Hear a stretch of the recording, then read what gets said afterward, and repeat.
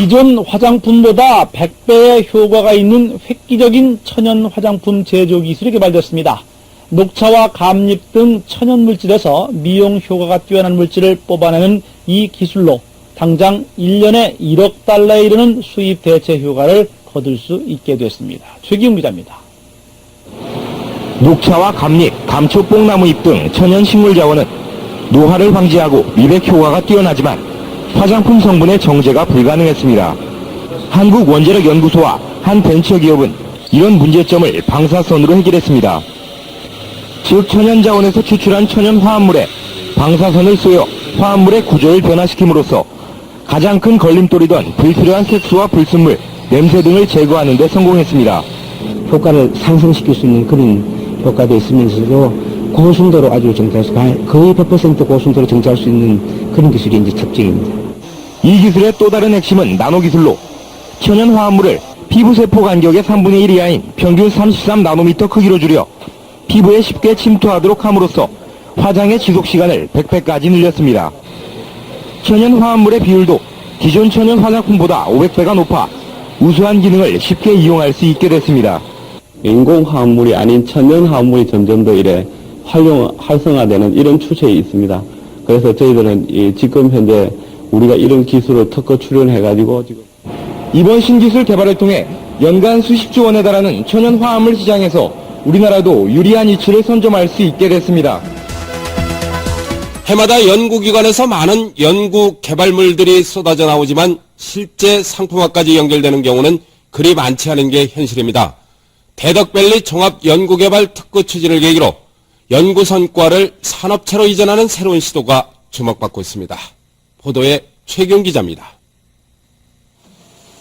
녹차 성분을 기존 제품보다 수십 배의 농도로 함유한 천연 화장품입니다. 단순한 화장품으로 보이지만 방사성 동위원소에서 나오는 에너지로 유효 성분을 추출하는 기술과 천연 소재를 원자 단위에서 다루는 나노기술 등 첨단 기술이 사용됐습니다. 특히 이 제품은 정부 출연 연구기관으론 처음으로 기술 출자 방식에 의해 설립된 벤처기업이 생산해 상용화에 나섰습니다.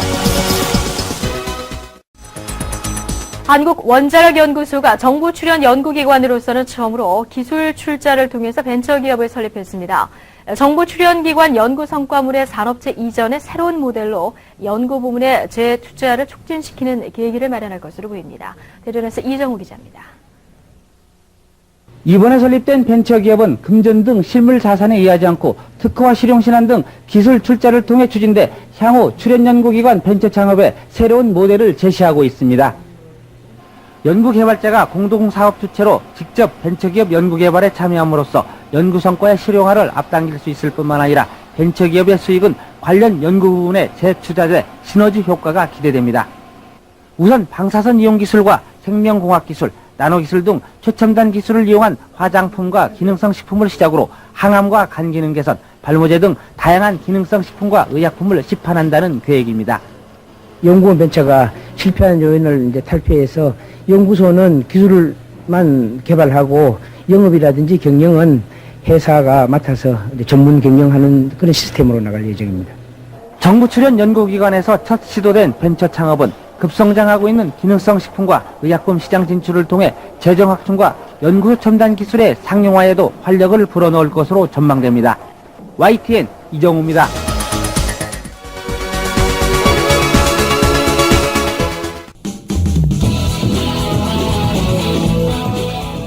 현대인의 생명을 위협하는 대표적인 질환, 암.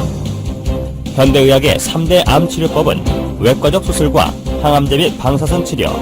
하지만 말기암인 경우 암 완치는 고작 20%. 첨단 현대의학도 암을 불치병으로 남겨놓은 상황인데 현대의학이 풀지 못하고 있는 불치병들, 그 해법을 면역력 강화에서 찾고자 하는 시도들이 새롭게 관심을 모으고 있다. 이런 가운데 산학연 협동의 면역 연구 개발은 경쟁력 있는 결실을 연이어 내놓고 있는데 과감한 투자와 지속적인 연구로 부작용 없는 면역 치료에 도전하는 우리 의료계의 변화. 천연 생약제에서 추출한 성분으로 만든 항암 기능성 식품이 국내에서 처음으로 개발돼서 이르면 이달 안에 시판될 예정입니다. 주용호 기자가 전합니다.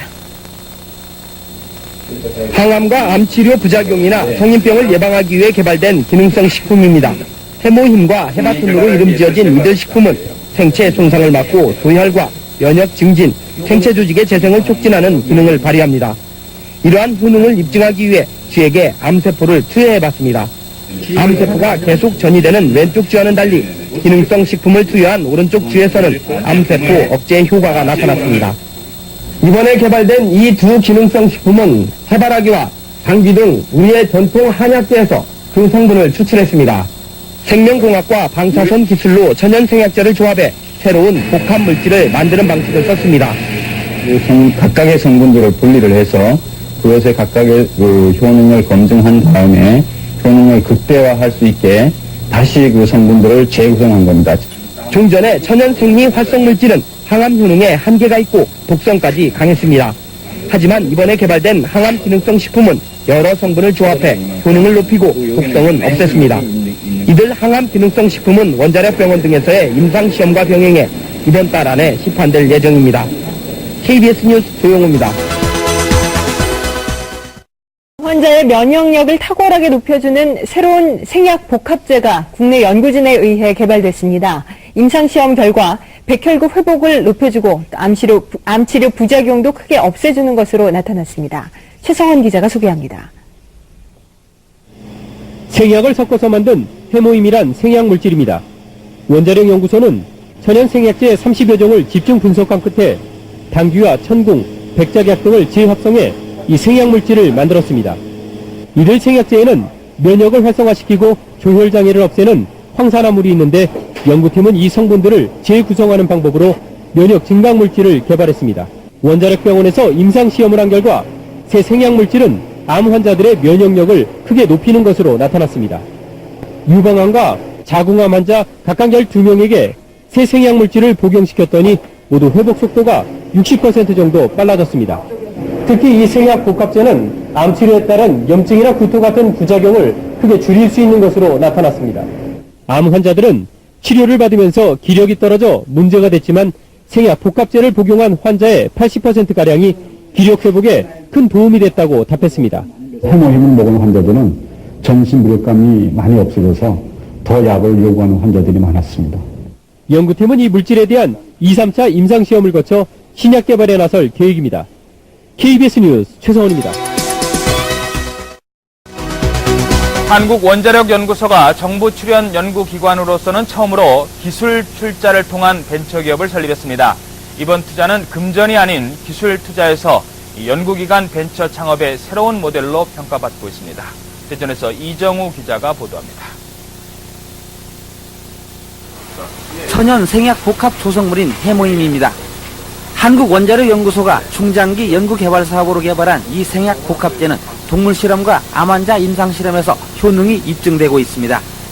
이 물질은 임상 실험 결과 면역세포 회복 증진과 염증 등의 부작용 억제 효과가 뛰어나고 방사성 치료에 의한 암 발생 억제 효과도 60% 이상 높은 것으로 확인됐습니다.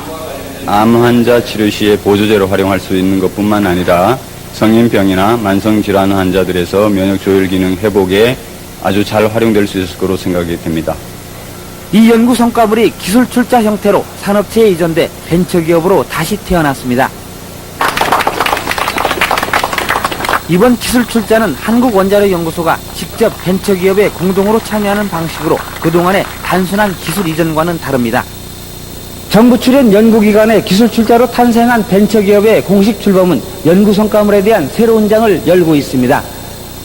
정부 지원만을 받는 연구소에서 탈피해 연구 성과물의 상용화, 산업화를 통해 경쟁력을 강화하고 이익금을 환수해 연구 기반 확충에도 도움을 줄 수 있다는 설명입니다.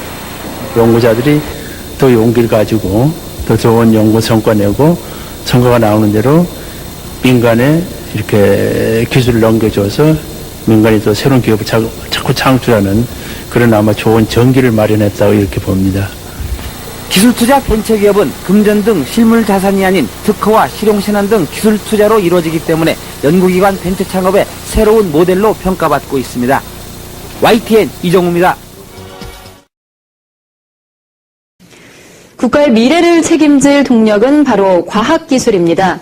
한국의 연구개발 두뇌가 밀집한 대전의 대덕특구 현장을 찾아서 그들의 생생한 숨소리를 담은 MBN 기획 대덕특구 지금은 시간인데요. 우리나라의 원자력 첨단 기술이 상업화로 연결돼 해외에서 인정받은 사례를 황준 기자가 취재했습니다. 한약재가 농축된 화장품입니다. 평범해 보이지만 한약재를 우려낼 때 발생하는 어두운 색깔을 방사선을 쏘여서 없애는 첨단 기법이 사용됐습니다. 한국원자력연구원이 개발한 특허 기술로 한방 성분에 열광하는 미국과 일본에서도 인기를 얻고 있습니다. 지난해 매출액은 372억 원. 원자력연구원의 기술과 한국콜마의 자본, 또 해당 기업 생산의 3단계 분업이 유기적으로 진행된 사례입니다. 고객이 요구하는 기술을 저희들이 원자력연구소에 의뢰를 하면 원자력연구소에서는 그걸 참고로 해가지고 좋은 기술들을 개발해 저희들에게 주는 이런. 이와 같이 공공연구기관이 보유한 기술을 사업화하는 회사를 연구소 기업이라고 합니다. 이 제도는 연구기관의 탁월한 기술이 왜 창업으로 연결되지 않느냐는 물음에서 출발한 대덕특구만의 특수한 제도입니다. 2005년 1호 기업 출범을 시작으로 현재 19개의 기업이 운영되고 있습니다. 특히 대덕특구 내에 위치한 기관으로 국한됐던 연구소 기업 설립 자격이 올해부터는 전국으로 확대돼 경쟁력이 높아질 전망입니다. 2015년까지 60개의 연구소 기업이 설립될 수 있도록 지원하고 매출도 5천억 원 이상이 창출될 수 있도록 노력을 기울일 예정입니다. 원천 기술을 보완하는 연구개발비 지원도 확대됩니다. 또 벤처기업의 사업 아이템 구상에 적극적으로 나서면서 연구기술의 상업화에 한층 가속도가 붙을 것으로 보입니다. MBN 뉴스 황주윤입니다.